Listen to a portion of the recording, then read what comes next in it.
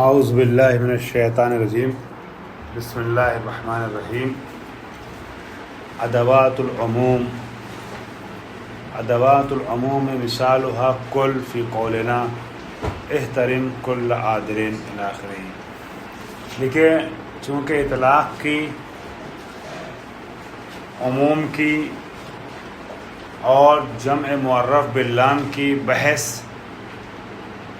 بہت ہی مشابہ تھی، ایک دوسرے سے ملتی جلتی تھی، لہٰذا میں نے کل کے درس میں تھوڑا آپ کا وقت ضرور زیادہ لیا، مگر تینوں بحث کا خلاصہ بیان کیا اور اس کے بعد اطلاق کو متن سے واضح کر دیا تاکہ آگے چل کے جب آپ پڑھیں تو کنفیوز نہ ہوں کہ یہی چیز تو ہم پڑھ چکے ہیں. تو ایک ساتھ ہم نے بورڈ پہ لکھا تھا تاکہ تینوں کا فرق واضح ہو جائے. میں نے بورڈ پہ ذرا میں آ رہا ہوں، 3 مثالیں دی تھیں، یہاں پر لکھا تھا. ایک تھا اکرم الجار اور ایک تھا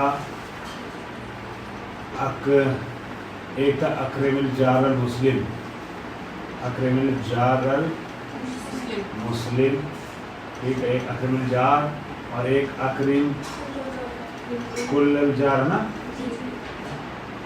کل الجار، اور تھا ایک اکرم الجوار، جوار جیسے اکرم الفقہاء نا. تو ان چاروں کا فرق میں نے بیان کیا تھا. یہ بتایا تھا اکرم الجار اور مسلم یہ مقید ہے، قید اور وصف مسلم کے ساتھ. یہاں احترام صرف مسلمان کا کرنا ضروری ہے، مسلمان پڑوسی کا. اکرم کل الجار یہ عموم ہے اور بصورت ایجابی ہے، یعنی یہاں پر ادوات عموم کا ذکر کیا گیا ہے. شمول سمجھ میں آ رہا ہے یہاں پر، لیکن کس کے ذریعے سے سمجھ میں آ رہا ہے؟ ادات کے ذریعے سے، کل کے ذریعے سے. یہ ہے عموم. اور یہاں پہ اکرم الجار میں بھی شمول سمجھ میں آ رہا ہے، مگر یہ شمول کل جیسے کلمات کے ذریعے سے نہیں بلکہ مسلم جیسے کلمے کے نہ ہونے کی وجہ سے، کیونکہ متکلم مقام بیان، یہ ہے قرینہ حکمت، متکلم مقام بیان تمام مراد میں ہے. متکلم کی حالت یہ ہے کہ وہ اپنے تمام مراد و مرام کو کیا کرنا چاہتا ہے؟ بیان کرنا چاہتا ہے. اور اس نے قید کا ذکر نہیں کیا تو اس سے سمجھ میں آتا ہے کہ اس کی مراد کیا ہے؟ مطلق ہے، مطلق ہے. ٹھیک ہے. تو شمول یہاں اطلاق کی وجہ سے کرنے کی اصل میں آیا. آپ اس کو کہتے ہیں عام، اس کو کہتے ہیں مطلق. یہ عام ہے، یہ ہے مطلق، مگر دونوں کا نتیجہ کیا ہے؟ شمول ہے، سیم ہے. اور ایک مطلب آپ کہتے ہیں اکرم الجوار، تو یہاں بھی ہم کہتے ہیں کہ شمول سمجھ میں آ رہا ہے، یعنی سارے پڑوسیوں کا احترام کرو، چاہے مسلمان ہو چاہے غیر مسلمان ہو، احترام کرو سارے پڑوسیوں کا. یہاں جو شمول سمجھ میں آ رہا ہے وہ کس چیز سے سمجھ میں آ رہا ہے؟ یہاں 2 نظریے ہیں. ایک نظریہ یہ ہے کہ الف لام سے سمجھ میں آ رہا ہے. ٹھیک ہے. یہ الف لام جو ہے، یہ ال جمع معرف باللام پہ جو ال ہے، یہ شمول کو سمجھا رہا ہے. دوسرا سمجھا رہا ہے کہ نہیں، دوسرا نظریہ یہ ہے کہ یہاں شمول بھی ویسے ہی سمجھ میں آ رہا ہے جیسے یہاں سمجھ میں آ رہا ہے، کیونکہ کوئی قید نہیں لائی ہے متکلم نے. اس کا مطلب یہ ہوگا متکلم مراد کیا ہے؟ ہاں، مطلق ہے. ان تینوں مثالوں میں شمول سمجھ میں آ رہا ہے. صرف یہ اس قبیلے خاندان سے الگ ہے پہلا والا، باقی تینوں میں شمول ہے. ٹھیک، سمجھ میں آ گئی بات؟ آئیے اب متن میں آ جاتے ہیں. فرما رہے ہیں ادوات العموم مثال ہوا. ادوات عموم اس کی مثال یہ ہے کل. جیسے ہم یہ کہیں احترم کل عادل، احترام کرو سارے عادلوں کا. وذالک ان الامر حین یرید ان یدلل علی شمول حکمہ و عمومہ. اور یہ اس طریقے سے ہے کہ جب عامر، حکم کرنے والا، امر دینے والا ارادہ کرتا ہے کہ شمول حکم اور عموم حکم پر دلالت کرے اس کی بات، ان یرید ان یدلل، ارادہ کرے کہ دلیل لے آئے کس چیز کے اوپر؟ شمول حکم پر، عموم حکم پر. یہ حکم جو ہے شامل کرے تمام افراد کو. ٹھیک ہے. قد یکتفی بالاطلاق، تو کبھی کبھی اطلاق پر اکتفا کرتا ہے، یعنی صرف یہ کہہ دیتا ہے اکرم الجار، ایسے کہہ دیتا ہے، اور اس سے عموم و شمول سمجھ میں آ جاتا ہے۔ وذکر کلمتن بدون قید، اور کلمے کو کیا کرتا ہے؟ بغیر کسی قید کے ذکر کرتا ہے، تو اس سے کیا سمجھ میں آ جاتا ہے؟ مطلق اور شمول سمجھ میں آتا ہے۔ کما شرحنا ہو آنفن، آنفن یعنی ابھی ابھی، ٹھیک ہے، جیسا کہ ہم نے ابھی اس کا ذکر کیا، اس کی شرح دی، اس کی وضاحت پیش کی ہے اطلاق میں نا، پچھلے پیراگراف میں بیان کیا نہیں بیان کیا ہے اطلاق۔ مطلق کیا ہوتا ہے کہ جب متکلم اپنی مراد کو بیان کرنا چاہتا ہے تمام مراد کو اور قید نہیں لاتا ہے تو کیا سمجھا جاتا ہے؟ شمول اور عموم سمجھا جاتا ہے نا۔ تو شمول کو سمجھانے کے لیے کبھی متکلم کلمے کو مطلق چھوڑ دیتا ہے، تب شمول سمجھ میں آتا ہے۔ دوسرا راستہ بھی ہے، اچھا اس کی مثال فیقول اکرم الجار، تو کہتا ہے اکرم الجار یا اکرم الفقیر، ٹھیک ہے، احترام کرو پڑوسی کا، احترام کرو فقیر کا، یہ کہہ دیتا ہے۔ وقد یرید مزیدا من التاکید، اور کبھی کبھی متکلم سوچتا ہے کہ اب خالی اکرم الجار کہہ دیں گے تو کچھ بیوقوف لوگ ہو سکتے ہیں جو زبردستی کوشش نکالنا چاہیں اور کہنا چاہیں ارے نہیں ضروری نہیں ہے کہ یہاں جو ہے سب کو مراد لیا گیا، یہاں متکلم کی مراد جو ہے اکرم الجار سے صرف اور صرف کون پڑوسی ہے؟ تو اس شبہے کو دور کرنے کے لیے مزید یعنی ایکسٹرا تاکید کے لیے کیا لاتا ہے؟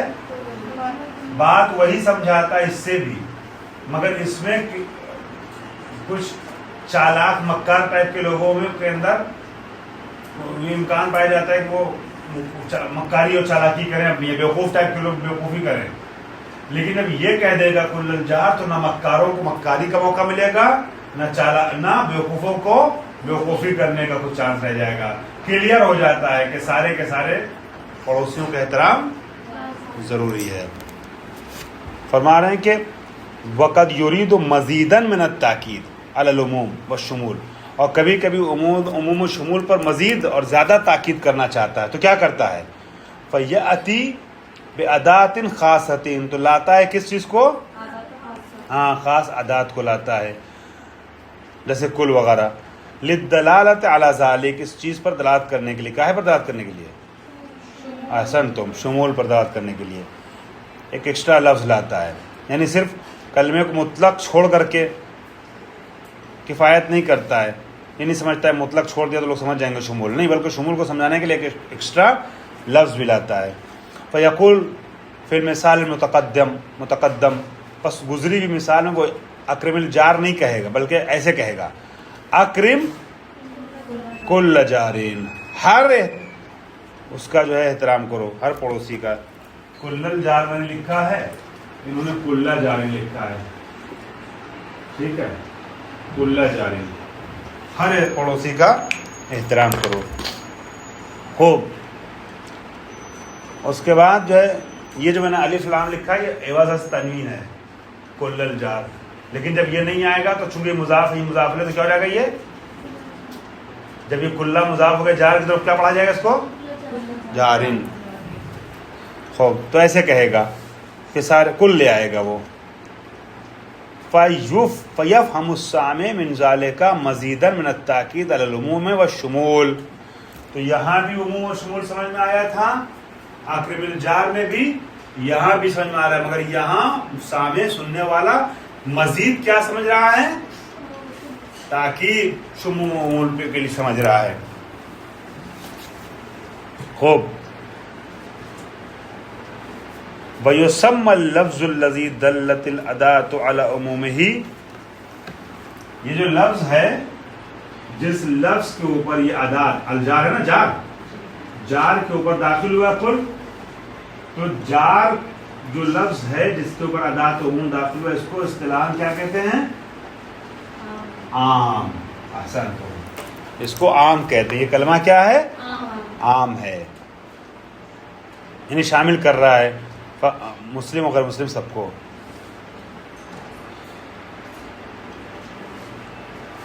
ہاں، نہیں، اچھا میں نے ایک لفظ ایک لائن چھوڑ دیا، وہ شمول تو ہو گیا، ولہذا تو تب اور ملا آپ لوگوں سب کو، ولہذا تعتبر کلمۃ کل، اسی وجہ سے کلمہ کل کو ادوات عموم میں شمار کیا جاتا ہے. تعتبر یعنی مانا جاتا ہے، اعتبار کیا جاتا ہے، سمجھا جاتا ہے. کس میں سے مانا جاتا ہے کل کو؟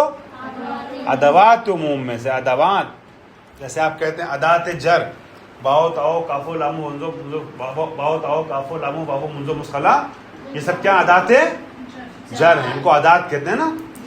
تو یہ ادات عموم میں مانا جاتا ہے، یعنی کل جو ہے وہ ادات عموم میں سے ہے. لأنها موضوعۃ فی اللغت لذالک، کیونکہ لغت میں اس کل کو وضع کیا گیا کاہے کے لیے؟ عموم کے لیے. کل کا معنی کیا ہے؟ سب، شمول، عموم ہے نا. تو یہ کل تو ہو گیا ادات عموم، پھر جار کیا ہوا بتائیے؟ عام ہو گیا. جار جو ہے وہ عام ہو گیا.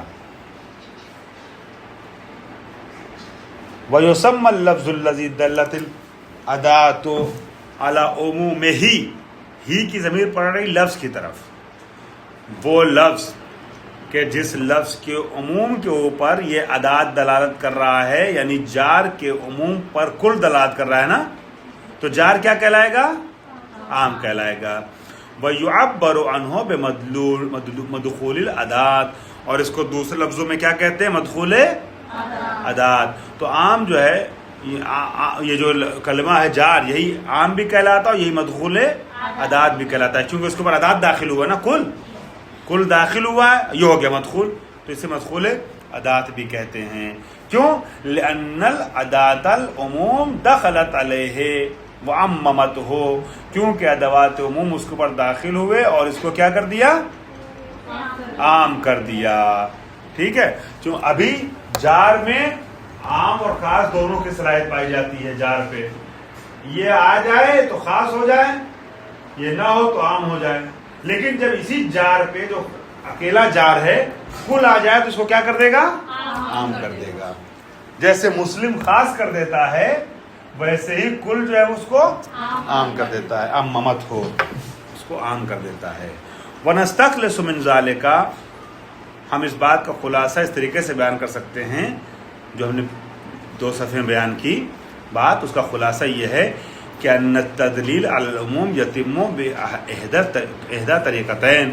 یہ میں بیان کر چکا ہوں، آپ کو بتا چکا ہوں، دوبارہ پڑھ رہا ہوں کہ عموم پر تدلیل یعنی دلالت کرنا، عموم پر دلالت کتنے طریقوں سے مکمل ہوتی ہے؟ 2 طریقوں سے عموم پر دلالت ہوتی ہے، یا سلبی طریقے سے یا ایجابی طریقے سے. سلبی طریقہ کیا؟ الاولی سلبیہ وہی الاطلاق، اے ذکر الکلمت بدون قید، جب کلمہ بغیر کسی قید کا ذکر ہو تو اس سے ہم شمول سمجھتے ہیں، اور اسے اصطلاحاً کیا کہتے ہیں؟ اس کلمے کو مطلق. اور جب کلمہ ادات عموم کے ساتھ ذکر ہو کل الجار، تب بھی ہم شمول سمجھتے ہیں. لیکن یہاں پر کلمے کو مطلق کہتے ہیں کہ عام کہتے ہیں؟ عام کہتے ہیں. یہ یہاں شمول سمجھ رہے ہیں بطریق سلبی، یہاں شمول سمجھ رہے ہیں بطریق ایجابی. دوسرا طریقہ کیا؟ ایجابیہ.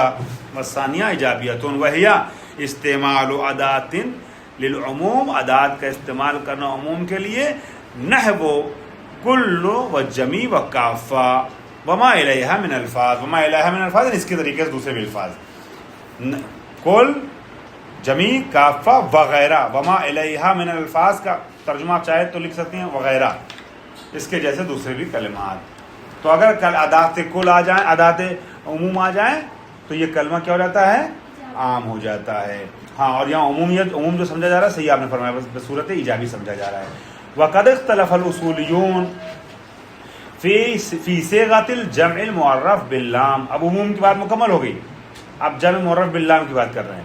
اور اصولیوں نے اختلاف کیا ہے صیغہ جمع معرف باللام میں، من قبیل الفقہاء العقود، جیسے الفقہاء ہے، العقود ہے. عقود عقد کی جمع ہے نا، فقہاء کس کی جمع ہے؟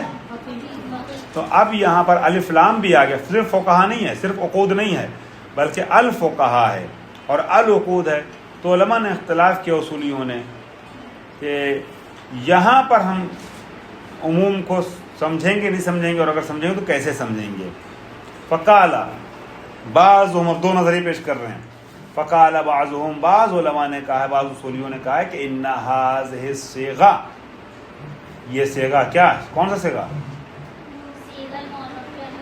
ہاں یعنی الفقہا اور العقود، اس جیسے صیغے، نفسها من ادوات العموم، یہ خود صیغہ ہی ادوات عموم میں سے ہے، یعنی جمع معرف باللام، جیسے ہم کہتے ہیں ادوات عموم میں، ادوات عموم میں کیا کیا ہے؟ کل، جمیع، کافہ، ویسے ہی نمبر 4 کیا ہے؟ جمع المعرف باللام۔ تو ادوات عموم میں نمبر 4 یہ ہو گیا، یہ کہتے ہیں بعض علماء کہ خود فی نفس الفقہا جو ہے نا، الفقہا اس کو جمع معرف باللام کو جو ہے ادوات عموم میں شمار کیا ہے، من ادوات العموم ایضا مثل کلمت کل، کل کی طریقے سے ہے۔ فأیو جمع من قبیل فقہا اذا اراد المتکلم اثبات الحکم لجمیع افرادہ والتدلیل علی عمومہ بطریقۃ ایجابیۃ ادخل علیہ اللام فیجعلہ جمعا معرفا باللام ویقول احترم الفقہاء واوف بالعقود۔ پس جب بھی کوئی متکلم چاہتا ہے کہ فقہا کے ذریعے سے مثلا فقہا میں یا عقود میں عموم کو سمجھائے تو کیا کر دیتا ہے؟ اس کو الف لام لیتے آتا ہے، اس کے بعد اس کو فقہا کو کر دیتا ہے الفقہا، ٹھیک ہے، عقود کو کر دیتا ہے العقود۔ تو یہ خود جو ہے وہ کیا ہو گیا؟ ادوات عموم میں ہو گیا، جمع معرف باللام، الف لام کا آ جانا، ٹھیک ہے۔ جب کوئی بولنے والا عموم سمجھانا چاہتا ہے فقہا سے مثلا یا عقود سے کہ سارے عقود جائز ہیں، سارے فقہا کا احترام واجب ہے، تو وہ کہے گا احترام الفقہا۔ جب احترام الفقہا کہے گا تو عموم سمجھ میں آ جائے گا۔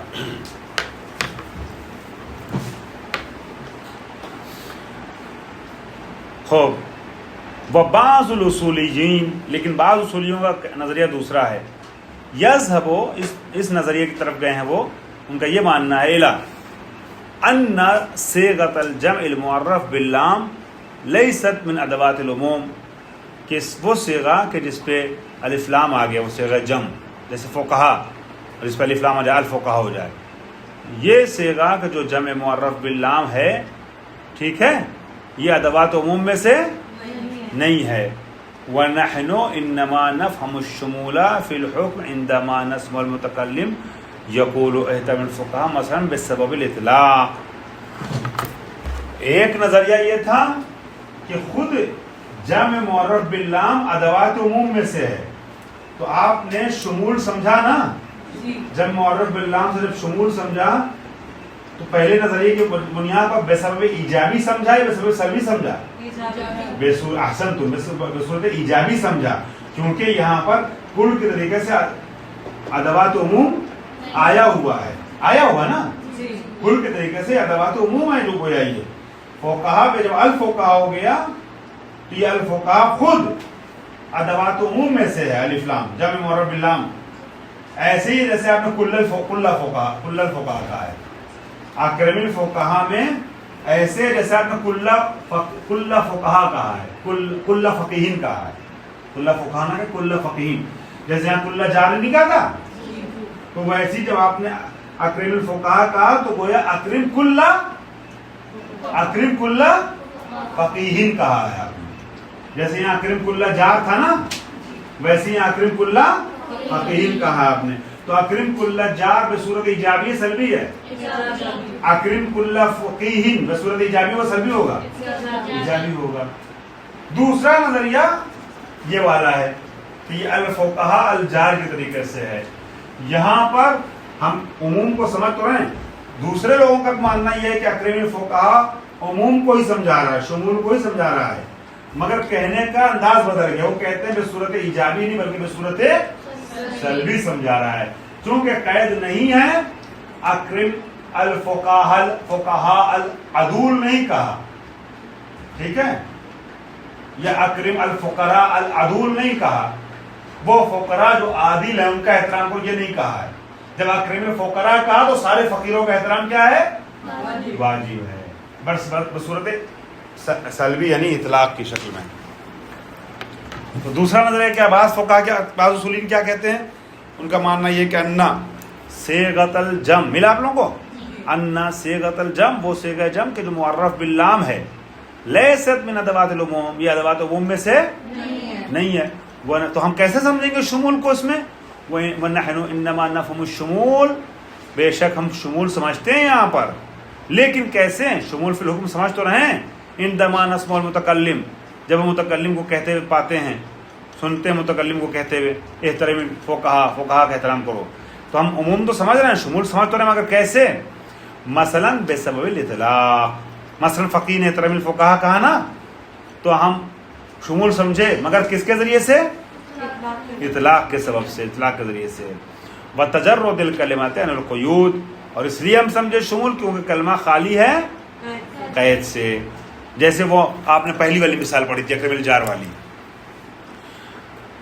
خوب, لا بسبب دخول اللام علی الجم, ہم نے یہاں اکرم الفقراء یا فقہا میں جو عموم و شمول کو سمجھا اس لیے نہیں کہ لام داخل ہو گیا اس کے اوپر, لام کا کوئی کردار نہیں شمول کو سمجھانے کے لیے, بلکہ چونکہ الفقہا قید عدول یا کسی بھی قید سے خالی ہے, اس لیے ہم سب کا احترام کر رہے ہیں. ٹھیک ہے, خوب, اے بطریق سلبیت لا ایجابیت, یعنی ہم نے اکرم الفقراء یا اکرم الفقہا میں عموم اور شمول کو سمجھا ہے, مگر بصورت ایجابی نہیں بلکہ بصورت سلبی. فرق سمجھ میں آ گیا؟ اگر آپ نے الف لام کو ادوات عموم میں مان لیا تو شمول سمجھ میں آئے گا بصورت, اور اگر ادوات عموم میں یہ نہ ہوا تو شمول سمجھ میں آئے گا بصورت سلبی, لا بصورت ایجابیت. ٹھیک ہے, خوب, فلا فرق بین یقال, بس کوئی فرق نہیں ان دونوں میں کہ آپ یہ کہیں اکرم الفقہا یا اکرم الفقیہ. ٹھیک ہے, چاہیں آپ مثلا اکرم کیا ہے فقیر نا, فقیر کہیں, چاہے اکرم الفقراء کہیں. اگر فقیر العادل ہے تب آپ سمجھیں گے کہ خاص, ورنہ سارے فقیر کا احترام کرنا ہے. اکرم الفقراء اگر فقراء عدول ہے تب آپ سمجھیں گے کہ عادل کو, ورنہ ہر فقیر کا احترام کرنا ہے. ٹھیک ہے, تو ان دونوں میں کوئی فرق نہیں ہے. پہلے نظریے کی بنیاد پہ ان دونوں میں فرق ہے. کیوں؟ اس لیے کہ الفقراء جو ہے یہ عموم کو خود بخود سمجھا رہا ہے الف لام. دوسرے نظریے کی بنیاد پر کوئی فرق نہیں ان دونوں میں. یہاں بھی اگر قید نہیں ہے تو وہ عموم سمجھیں گے, یہاں بھی قید نہیں تو عموم و شمول سمجھیں گے. لا فرق فلا فرق بین یقال, بس کوئی فرق نہیں ہے ان دونوں میں, اکرم الفقہا اور اکرم الفقیہ میں. فکما یستند فہمنا للشمول فی الجملۃ الثانیۃ الی الاطلاق کذالک الحال فی الجملۃ الاولی, جیسے ہم شمول کو سمجھنے کے لیے دوسرے والے جملے میں یعنی اکرم الفقیہ میں اطلاق کا سہارا لیتے ہیں, استناد کرتے ہیں, نہیں سہارا لیتے ہیں ہم اطلاق کا, کس کو سمجھنے کے لیے؟ شمول کو سمجھنے کے لیے. اسی طریقے سے پہلے والے جملے میں یعنی اکرم الفقہا میں بھی ہم شمول کو سمجھنے کے لیے کدھر رجوع کرتے ہیں؟ ہاں, اطلاق کی طرف. ہم جیسے یہ والے میں ہم نے شمول سمجھا ہے اطلاق کی بنیاد پر, ویسے یہ والے میں بھی ہم نے شمول سمجھا ہے اطلاق کی بنیاد پر. ٹھیک ہے, خوب,